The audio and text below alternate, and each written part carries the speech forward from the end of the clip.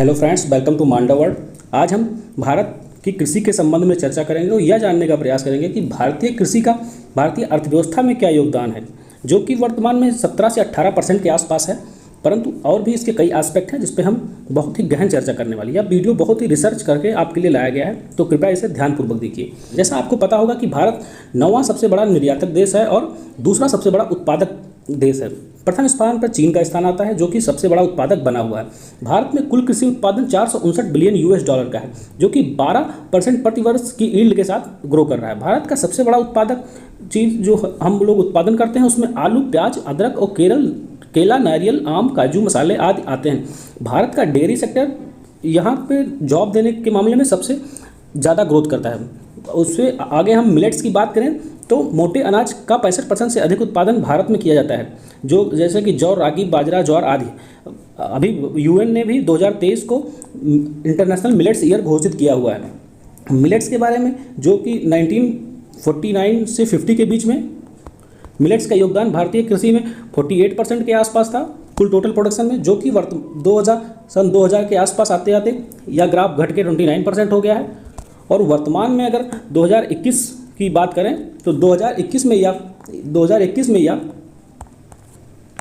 कुल 21% का total production में इसका स्थान है। तो हमें यह भी संकेत मिलता है कि हमें मिलेट्स प्रोडक्शन पर अधिक ध्यान देना चाहिए। साथ में भारत में कुल उत्पादकता में वृद्धि 2% वार्षिक की दर से, जो कि चीन की तुलना में 6% है। अर्थात हमारी टोटल प्रोडक्शन में, अर्थात आप एक बीघे में कितना उपज लगाते हैं उसमें कितना उत्पादन होता है, उसकी यील्ड 2% के आसपास है, जो कि चाइना में 6% के आसपास चल रही है। भारत में कुल अनाज उत्पादन 2021 में 310 मिलियन मीट्रिक टन से भी ज़्यादा का था। जैसा कि ICAR Indian council of agriculture research की रिपोर्ट में 80% मीठे जल का उपयोग हम सिंचाई के लिए करते हैं, जिसमें से हमारा कुल सिंचित क्षेत्र 48.8% का है, जो कि 140 मिलियन हेक्टेयर होता है। अभी भी ये रिपोर्ट यह दिखाती है कि भारत में अभी भी 51% क्षेत्र असिंचित बना हुआ है। भारत का अगर GDP में योगदान देखें तो जैसा कि इसमें लिखा हुआ है, GDP में अगर इसके योगदान की चर्चा करें तो यह नंबर 1970-80 में भारत में कुल GDP में योगदान 50 से 60% का था। 2001 में 26% घटकर हो गया और 2021-22 में 17 या 17.5% के आसपास GDP में कृषि क्षेत्र का योगदान चल रहा है, जो कि हमारे अर्थव्यवस्था की अन्य दिशाओं में शिफ्ट होने का भी संकेत देता है। अब इसी के साथ हम आगे फसल चक्र की भी चर्चा कर लेते हैं, जिसमें फसल चक्र क्या होता है और इसके क्या लाभ होते हैं। तो इन दोनों एस्पेक्ट पे भी चर्चा की गई है, जिसमें सर्वप्रथम हम फसल चक्र के लाभ को देख लेते हैं। तो फसल चक्र के लाभ भी ये हो जाएंगे कि भूमि की उत्पादकता में वृद्धि होती है, भूमि में उत्पादक कीड़े मकोड़े और न्यूट्रिएंट्स की वृद्धि होती है, क्योंकि जैसा कि आपको पता होगा कि सॉइल का जो कंपाउंड होता है उसमें 5% योगदान न्यूट्रिएंट्स का होता है, जो कि उत्पादकता को में वृद्धि करने के लिए आवश्यक होते हैं। तो न्यूट्रिएंट्स की आवश्यकता हमारे पौधों की ग्रोथ के लिए आवश्यक होती है। इसी के साथ साथ केमिकल उर्वरक की आवश्यकता कम हो जाती है फसल चक्र के रोटेशन के साथ ही मृदा की भौतिक और रासायनिक गुणवत्ता पर कोई नकारात्मक प्रभाव नहीं पड़ता। जैसा कि आप भी गांव में देखते होंगे कि हम लोग एक सीजन में गेहूं की पैदावार के या फिर धान की पैदावार के बाद दालों का उत्पादन करते हैं, क्योंकि दालों से हमें उसके नट्स से हमें नाइट्रोजन के तत्व प्राप्त हो जाते हैं। साथ ही इस पर हम वह तत्व जो फसल चक्र को प्रभावित कर सकते हैं उसमें कई एस्पेक्ट आ सकते हैं, जैसे तकनीकी, पॉलिसी, धन की उपलब्धता, कृषि बाजार, वैश्विक व आंतरिक मांग। तो ये सारे कारक जो हैं वो फसल चक्र को प्रभावित करते हैं। जैसा कि वैश्विक व आंतरिक मांग के बारे में अगर हम देखें तो जैसे अगर अभी वर्तमान में गेहूं की मांग बढ़ी हुई है वैश्विक बाज़ारों में रसिया यूक्रेन युद्ध के कारण। साथ ही वर्तमान में भी आपने न्यू ट्रेंड देखा होगा कि कॉफ़ी की मांग लगातार बढ़ती जा रही है, क्योंकि कॉफ़ी कल्चर हमारे देश में बढ़ रहा है। तो ऐसे ही चीज़ें जो होती हैं, मांग ये निर्धारित करती है कि आपका फसल चक्र किस तरह से होगा।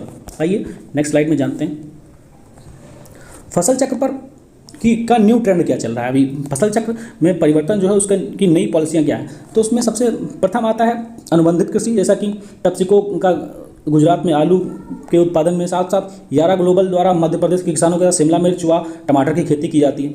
साथ ही एग्रो फॉरेस्ट्री एक नया ट्रेंड निकल के आ रहा है, जिसमें कृषि के साथ साथ ऐसे पौधों का भी लगाया जाता है जिससे एक जंगल का भी निर्माण किया जा सके। जैसे कि नीम के पौधे किसी विशेष स्थान पर लगाकर उसके नीचे मूंगफली या सोयाबीन की खेती की जाए।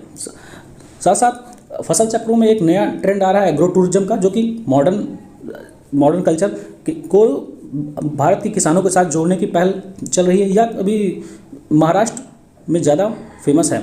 साथ में हॉर्टिकल्चर जिसमें कि बागवानी का कार्य किया जाता है।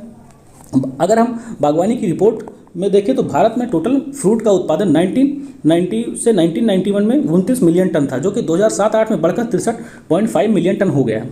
भारत में टोटल सब्जी का उत्पादन 1990-1991 में 67 मिलियन टन से बढ़ के 2007-08 में 125.09 टन हो गया। तो ये हॉर्टिकल्चर की रिपोर्ट में बताता है। साथ ही अगर हम फसल चक्र में परिवर्तन की बात करें तो हमारा फ्लोरिकल्चर, हनी फार्मिंग, डफलिंग, कुक्कुट पालन, ये सारी चीज़ें भी आ जाती हैं। साथ में ही फसल संरक्षण के लिए जो न्यू ट्रेंड है, क्योंकि फसल संरक्षण की बात बार बार निकल के आ रही है। अभी हालिया 2023 के जो मेंस का पेपर हुआ उसमें भी आपने देखा होगा कि फसल संरक्षण कैसे किया जाए। उसमें पहला आ जाएगा एकीकृत पेस्ट मैनेजमेंट, जिसमें टारगेटेड पेस्ट का यूज़ पर्यावरण प्रभाव को कम करने के लिए और इको फ्रेंडली खेती करने के लिए।